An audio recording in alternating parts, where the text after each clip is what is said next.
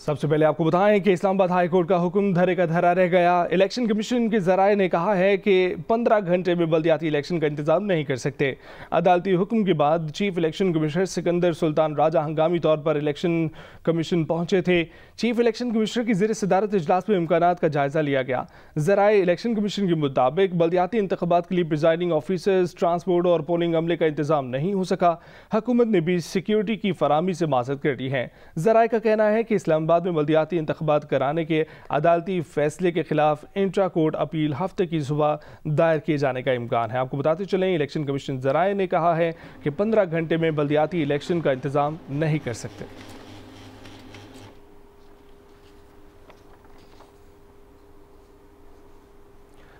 और Islamabad high court की जानिब से हफ्ते को बल्दियाती इंतखाबात कराने के हुक्म के बाद शहर इक़्तिदार में हलचल मची है। इस हवाले से मजीद अपडेट्स जानेंगे जियो न्यूज़ की नुमाइंदा नौशीन यूसुफ से। जी नौशीन, बताइएगा कि इलेक्शन कमीशन ने बल्दियाती इंतखाबात ना कराने की क्या वजूहात दी हैं? जी, इस्लामाबाद में 31 दिसंबर को बल्दियाती इंतखाबात का इनेकाद जो है वो मुमकिन नहीं है। इलेक्शन कमीशन में इस्लामाबाद हाई कोर्ट के फैसले के बाद मुशावरती इजलास हुए जिसमें जायजा लिया गया 31 दिसंबर को इलेक्शन कराने का, लेकिन इलेक्शन कमीशन जराये का कहना है कि इतनी कम वक्त में जो है इलेक्शन के इंतजामात मुकम्मल नहीं हो सकते। जो सबसे अहम चैलेंज था वो था प्रिजाइडिंग ऑफिसर और जो पोलिंग अमला है, क्योंकि वो दीगर महकमों से लिए जाते हैं और ज्यादातर का ताल्लुक महकमा तालीम से है। और जब इलेक्शन का शेड्यूल पोस्टपोन हुआ था इलेक्शन का 31 दिसंबर को इनेकाद, तो उसके बाद जो प्रिजाइडिंग ऑफिसर थे उनको वापस उनके महकमों को दे दिया गया था, जिसके बाद अब इस वक्त तातीलात है तालीमी इदारों में और ज्यादातर जो प्रिजाइडिंग ऑफिसर्स हैं और पोलिंग अमला जो है उनसे कोई राब्ता ना हो सका। इसके अलावा जो वफाकी हुकूमत है इतने कम नोटिस में सिक्योरिटी की फराहमी से माजरत करी, जबकि जो पोलिंग मवाद है उसकी तरसील के लिए ट्रांसपोर्टेशन और जो दीगर चीजें दरकार थी वो भी इलेक्शन कमीशन ने कहा कि इतने शॉर्ट नोटिस पर उनको अरेंज करना जो है वो मुमकिन नहीं है। इलेक्शन कमीशन में चीफ इलेक्शन कमिश्नर आए और उनकी ज़ेर सदारत इजलास उतरा और हुकूमत जो है उसने फैसला किया कि इंट्रा कोर्ट अपील जो है वो दायर करेगी। लेकिन रात गए तक हाई कोर्ट में इंतजार किया गया हुकूमती हुकाम की जाने से, लेकिन हाई कोर्ट बंद थी, जिसके बाद आज इंट्रा कोर्ट अपील जो है जो 30 दिसंबर को है वो दायर नहीं की जा सकी। 31 दिसंबर को इम्कान है इंट्रा कोर्ट अपील के दायर करने का, जबकि इलेक्शन कमीशन हुकाम का कहना है कि अगर इतनी जल्दबाजी में इलेक्शन कराए गए तो इसकी शफाफियत पर सवालात उठ सकते हैं, क्योंकि इतनी जल्दी इनेकाद कराने से पोलिंग जो बैलेट पेपर्स की तरसील है, सिक्योरिटी के इंतजाम है, ये बहुत बड़े चैलेंजेस है इलेक्शन कमीशन के लिए। प्रिजाइडिंग अमला जो है पोलिंग अमला उसकी तैनाती बड़ा चैलेंज है। इतने कम नोटिस पर ऐसा करना मुमकिन नहीं है, लिहाजा इलेक्शन का इस्लामाबाद में 31 दिसंबर को इनेकाद जो है वो मुमकिन नजर नहीं आता। जी, यहाँ आपको बताएं कि इस्लामाबाद हाई कोर्ट में इंट्रा कोर्ट अपील दायर नहीं की जा सकी है। इसी हवाले से मजीद तफसीलात हम जानेंगे जियो न्यूज़ के नुमाइंदे हैदर शराजी से। हैदर, बताइएगा, आप इस वक्त इस्लामाबाद हाई कोर्ट के बाहर मौजूद है, रात के इस वक्त क्या सूरत हाल है?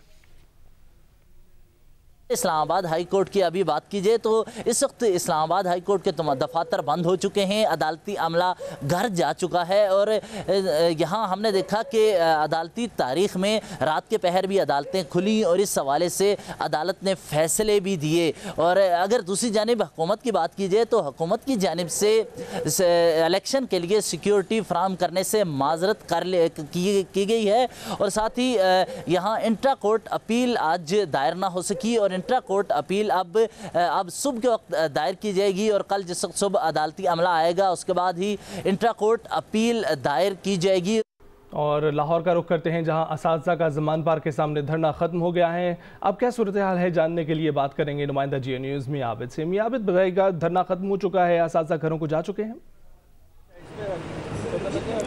जी, ये पंजाब भर से आए हुए सैकड़ों असातिज़ा थे जिनमें ख़वातीन थी और उनके साथ कमसन बच्चे भी शरीक थे। तो आज इनको 5वां दिन, यानी अब 12 बजने के बाद 5वां दिन इनका हो जाएगा। ये लोग आज दोपहर से यहाँ पे बैठे थे, जबकि 5 रोज़ से ये क्लब चौक, डेविस रोड, माल रोड के ऊपर ये इन्होंने धरना दिया था। उसके बाद ये इमरान खान की रिहाइश के बाहर ज़मान पार्क के बाद बिलमुकाबिला आके बैठे और अब 6 घंटे इनको यहाँ गुजर चुके हैं, ये यहाँ पे बैठे हैं। और इनकी तरफ से एक मुज़ाकराती टीम जो थी वो इमरान खान के घर में, जिसमें वज़ीर तालीम मुराद रास भी मौजूद थे, तो वो उनके साथ मुज़ाकरात उनके जारी रहे। 6 घंटे बाद इनके मीडिया कोऑर्डिनेटर जो कि मलिक अमान बुलाया असातिज़ा तंजीम के, वो बाहर आए तो उन्होंने कहा कि तमाम मामला तो खुशउस्लूबी से तय पा गए हैं, उनको नोटिफिकेशन जो है वो कुछ देर में जारी हो जाएगा और अभी वो धरना ख़त्म करने का ऐलान कर रहे हैं। तो उन्होंने माइक पे आकर अपना जो स्पीकर लगाया हुआ था उसके ऊपर उन्होंने ऐलान किया कि धरना हम ख़त्म कर रहे हैं, लेकिन वो लोग अभी तक यहाँ मौजूद हैं, जबकि मुज़ाकराती टीम भी अंदर मौजूद है। उनका कहना यही है कि DPI कॉलेज आशिक बलोच जो हैं वो भी अंदर मौजूद हैं। जब तक उनका नोटिफिकेशन नहीं होगा वो यहाँ से नहीं हटेंगे, लेकिन नोटिफिकेशन की तैयारी के लिए जो है वो वक्त से आपने आगाह किया। इस्लामाबाद हाई कोर्ट ने इलेक्शन कमीशन को इस्लामाबाद में हफ्ते को बल्दियाती इंतखाबात कराने का हुक्म दिया था। अदालत ने कहा था कि वफाकी हुकूमत इंतखाबात यकीनी बनाने से मुतल्लिक इलेक्शन कमीशन की मुआवनत करे। अदालत ने यूनियन काउंसिल्स की तादाद में इजाफे से मुतल्लिक वजारत दाखिला का 19 दिसंबर का नोटिफिकेशन, जबकि इलेक्शन कमीशन का इंतखाबात मुलतवी करने का 27 दिसंबर का नोटिफिकेशन कलअदम करार दे दिया था। वफाकी वज़ीर दाखिला राना सनाउल्लाह का कहना है कि इस्लामाबाद में हफ्ते को बल्दियाती इलेक्शन करवाना मुमकिन नहीं है। इतने कम वक्त में इलेक्शन की तैयारी नहीं हो सकती, इसलिए इस्लामाबाद हाई कोर्ट के फैसले के खिलाफ इंट्रा कोर्ट अपील का फैसला किया गया है। जियो न्यूज़ के प्रोग्राम ने पाकिस्तान में बात करते हुए राना सनाउल्लाह ने कहा कि पार्लियामेंट में मंजूर नए कानून के तहत वोटर लिस्टों में तब्दीली होगी और हल्कों में इजाफा होगा, इसलिए ये काम 2-3 दिन में नहीं हो सकता। नई हल्का बंदी के लिए कम अज़ कम 60 दिन दरकार हैं। आज अगर जज साहब ने ये फ़ैसला किया है कि इलेक्शन जो है वो कल करवाए जाएं, अगर कल इलेक्शन हो सकते होते तो ज़रूर करवा देते, लेकिन ये मुमकिन नहीं है कि आज 4 बजे के बाद जब दफातर में से भी लोग छुट्टी करके चले गए हैं तो 1000 पोलिंग स्टेशन का अमला औसतन यानी कोई 5-6 लोग जो है वो एक पोलिंग स्टेशन पे होते हैं, तो ये 4-5 हज़ार लोगों की ड्यूटी लगाई जाए, उनको इकट्ठा किया जाए, उनको जो है वो इलेक्शन मटेरियल दिया जाए, उनको जो है वो ट्रांसपोर्ट करके वहाँ पे पहुँचाया जाए, तो ये एक ऐसी यानी कोशिश है कि जो इतने कम वक्त में जो है वो हो नहीं सकती। तो इसलिए हमने इंट्रा कोर्ट अपील जो है वो दायर करने का फ़ैसला किया है और ये सारी सूरत हम सामने रखेंगे और वहाँ पे ये मौक़िफ़ इख्तियार करेंगे कि हाई कोर्ट का जो फ़ैसला है मुअज़्ज़ज़ जज का वो काबिल अमल नहीं था। इंट्रा कोर्ट अपील दायर कर रहे हैं तो फिर ये मुतालबा करें ना कि 2-3 दिन तैयारी के लिए, 2-3 दिन में तैयारी मुकम्मल हो जाएगी, इलेक्शन करवा दें। पार्लियामेंट ने जो है वो एक लॉ पास किया है, उसके मुताबिक वोटर लिस्टों की करेक्शन होनी है, उसके मुताबिक जो है ये जो हल्का बंदी होनी है, हल्कों में इजाफा होना है, तो ये सारा अमल जो है ये 2-3 दिन में तो नहीं हो सकता। इसके लिए कम अज़ कम जो है वो हल्का बंदी के लिए कम अज़ कम 60 दिन दरकार है। रहनुमा तहरीक इंसाफ फवाद चौधरी ने कहा है कि अगर वज़ीर दाखिला राना सनाउल्लाह बल्दियाती इलेक्शन भी नहीं करा सकते तो फिर उन्हें मुस्ताफ़ी हो जाना चाहिए। राना सना साफ साफ कहते हैं कि नून लीग को इलेक्शन में शिकस्त होगी, इसलिए इलेक्शन नहीं करा जा सकते। आज इलेक्शन नहीं हुए तो PTI तौहीन अदालत की कार्रवाई की तरफ जाएगी। ओन चौधरी का कहना है कि वो हल्फन कहते हैं कि नाअहली केस में इमरान खान के डॉक्यूमेंट पूरे नहीं थे, उन्हें NRO दिया गया। जियो न्यूज़ के प्रोग्राम आज शाहजेब खानज़दा के साथ में ओन चौधरी ने कहा कि इमरान खान को सादिक और अमीन करार दिलवाने के बैलेंसिंग एक्ट के तौर पर जहांगीर तरीन को नाअहल किया गया। खुद इमरान ने जस्टिस साकिब निसार को फ़ोन किया कि जहांगीर तरीन को नाअहल रहने दें। ओन चौधरी के मुताबिक इमरान खान ने बुशरा बीबी के ख्वाब की वजह से उन्हें अपनी तकरीब हल्फबर्दारी में आने से रोक दिया। ओन चौधरी ने कहा कि उनके सामने बुशरा बीबी ने जहांगीर तरीन से कहा कि वो जादूगरनी नहीं है।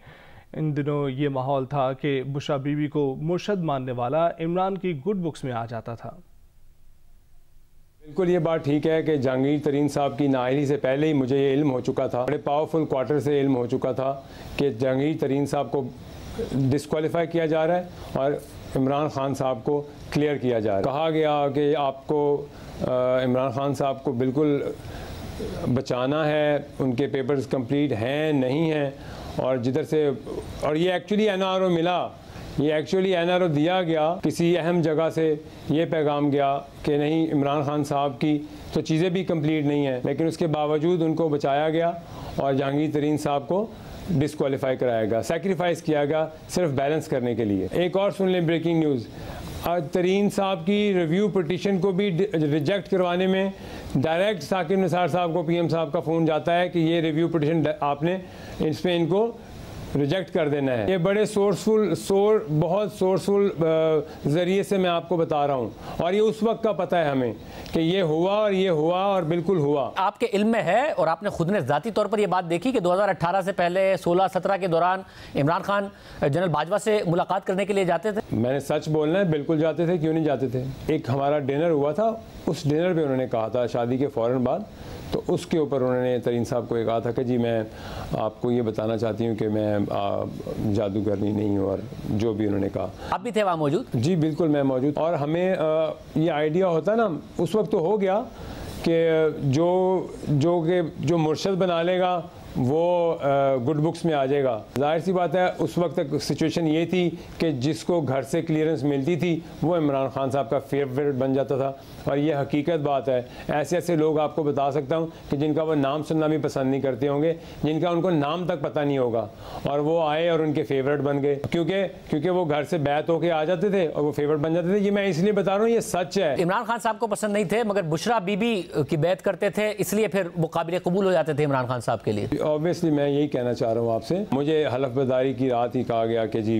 आपने नहीं आना, और मेरे पास टेक्स्ट मौजूद है, लेकिन कहते हुए भी मुझे जो है ना वो एक अजीब सा फील होता है कि मैं क्या कहूँ, कि किसी की जहनीत के बारे में क्या कह सकता हूँ। बिल्कुल इमरान खान साहब का टेक्स्ट आया रात को कि आपने हलफ बर्दारी पे नहीं आना, और उन्होंने ख्वाब देखा है और उसमें उन्होंने कहा है कि आप नहीं आ सकते। मैं ये ऑन ओथ कह रहा हूँ, असद उमर साहब को मैं मिला 1-on-1, मैंने कहा कि यूँ सीएम हाउस में मैंने किसी काम के लिए कहा गया है, और उन्होंने मुझसे कहा कि जी ये तो कुछ ले दे के होना है, अदरवाइज़ नहीं होना। वो तो फिट्स में चले गए हंस के, और कहते नहीं मैंने कहा आप मेरी बात को यकीन करें कि ये हो रहा है पंजाब में, और वो चुप थे और क्या कह सकते थे वो, और उन्होंने हैरान थे और शौक में थे। मैंने खुद प्राइम मिनिस्टर हाउस में जाके पीएम साहब को कहा था कि मैंने कहा ये जमील गुजर पैसे ले रहा है पंजाब में, आप कहें। मैंने एक दफ़ा नहीं 3 दफ़ा जाके मैंने कहा उनको। उसका नतीजा ये हुआ कि अगले महीने मुझे डीनोटिफाई कर दिया एडवाइज़र ऑफ पंजाब से। रहनुमा एमक्यूएम ख्वाजा इजहारुल हसन ने जियो न्यूज़ के प्रोग्राम नया पाकिस्तान में बात करते हुए कहा है कि एमक्यूएम के धड़ों को मिलाने के लिए गवर्नर सिंध कामरान टिसोरी ने पहल की है। माजी में एमक्यूएम और पीएसपी के जम होने के मामले में इस्टेब्लिशमेंट मुलव्विस थी, इसलिए वो मामला नाकाम हुआ। अब की बार सब कुछ ऑर्गेनिकली हो रहा है। अपनी तरफ से उन्होंने एक इनिशिएटिव लिया है, एमक्यूएम पाकिस्तान ही जमात है, सब इस जमात में शामिल होंगे, लाजमी सब एमक्यूएम के परचम तले ही जमा होंगे, खालिद भाई कन्वीनियर होंगे। मुस्तफा कमाल साहब इसके लिए तैयार हैं, क्योंकि 2018 के इलेक्शन से पहले जो कोशिश थी ये करने की, जब फारूक सत्तार साहब कन्वीनर थे, तो उस वक्त तो कहा जा रहा था कि नया परचम होगा, शायद नई जमात का नाम होगा, फिर लड़ेंगे। यकीनन खुशदिली से सबने तस्लीम किया, तभी तो ये हो रहा है। जब पहले मुज़ाकरात हुए थे तो फारूक सत्तार साहब ने भी कहा कि मुझे एक न्यूट्रल जगह पे बुलाया गया था। पीएसपी के मुस्तफा कमाल साहब ने कहा कि एस्टैब्लिशमेंट के कहने पे सेफ हाउस में मुज़ाकरात हुए। ये भी बात सामने आई उस वक्त के फैसल उस वक्त पीटीआई में थे, वो भी बैठे हुए थे। तो ये तमाम चीजें आप लोग ही बताते रहे कि एस्टैब्लिशमेंट ने वो मुज़ाकरात करवाए थे, इसलिए शक पैदा हो रहा है कि शायद दोबारा एस्टैब्लिशमेंट करवा रही है ये। चलो देखें, अब जो बायगॉन इज गॉन बायगॉन, तो अब आगे चलते हैं और अब आगे की तरफ मूव करते हैं। जो कुछ माजी में हुआ, जिस तरह दोस्तों ने बताया, मुमकिन है उसमें सदाकत हो, लेकिन मैं ये समझता हूँ कि सब लोग एमक्यूएम के परचम तले आ रहे हैं, तो ये एक ऑर्गेनिक मूव होगा। अब जो मूव पहले था यकीनन वो ऑर्गेनिक नहीं था, तभी तो नाकाम हुआ। लेकिन इस पूरे फॉर्मूले में जो आप कह रहे हैं कि एमक्यूएम पाकिस्तान की एक छतरी होगी, कहीं ये भी बातचीत है, पॉसिबिलिटी है कि अल्ताफ हुसैन जो बानी एमक्यूएम है उनका भी इसमें कोई अमल दखल होगा, उनकी वापसी पाकिस्तान में नहीं, सियासत में वापसी? हमारी गुफ्तगू में अभी तक तो ऐसा कोई प्रपोजल या कहीं से कोई ऐसी तजवीज आई नहीं, तो उस पर असर आई मैं समझता हूँ कि बेमकसद होगी। और वर्ल्ड बॉक्सिंग काउंसिल ने ख्वाजा सराओं के लिए कैटेगरी मुतारिफ कराने की मनसूबाबंदी शुरू कर दी है। वर्ल्ड बॉक्सिंग काउंसिल अगले बरस ख्वाजा सराओं के लिए भी कैटेगरी मुतारिफ कराने की मंसूबाबंदी कर रही है। रिपोर्ट के मुताबिक वर्ल्ड बॉक्सिंग काउंसिल के सदर मॉरिसियो सुलेमान कहते हैं कि बॉक्सिंग काउंसिल अगले साल ये कैटेगरी तश्कील देगी, जिसके बाद बॉक्सिंग से दिलचस्पी रखने वाले ख्वाजा सराओं को मुकाबले की दावत दे दी जाएगी। मॉरिसियो सुलेमान के मुताबिक मुमकिन तौर पर इस कैटेगरी में लीग्स और टूर्नामेंट भी कराएंगे।